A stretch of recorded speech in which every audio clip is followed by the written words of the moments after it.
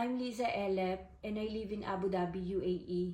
I was diagnosed with metastatic breast cancer in November 2023.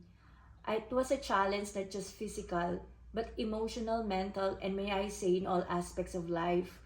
Anxiety and depression were real in dealing the disease in the beginning. But aside from my faith that has helped me with acceptance and to face it head on, I'm so grateful to people who has helped me along this difficult journey. Like Shilpa Kodekar, a Reiki practitioner who has been passionate in supporting our cancer community. Her optimistic personality is contagious and Reiki has become part of our journey.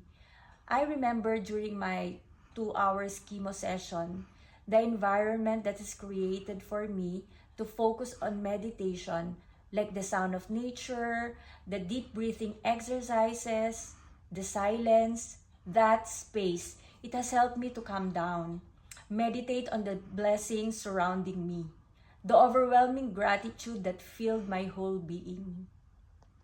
My 11 chemo weekly session had just passed like a normal weekly visit to wellness. Thank God I did not experience much side effects. I even asked my oncologist if I'm receiving a full dose because I was waiting for the side effects to kick in, but it didn't, thank God. Because of my normal feelings, I was able to do walking, strength exercises. On my 8th cycle, my PET scan showed all tumors are gone and complete normalization of my liver. October 2024, 6 months after chemo, I was able to join Breast Cancer Awareness Fun Run and I ran my first 10K run. I shared my personal journey to other cancer warriors to at least somehow inspire and give encouragement. Up to present, I still do Reiki session with Shilpa as it helped me to achieve deep meditation and relaxation.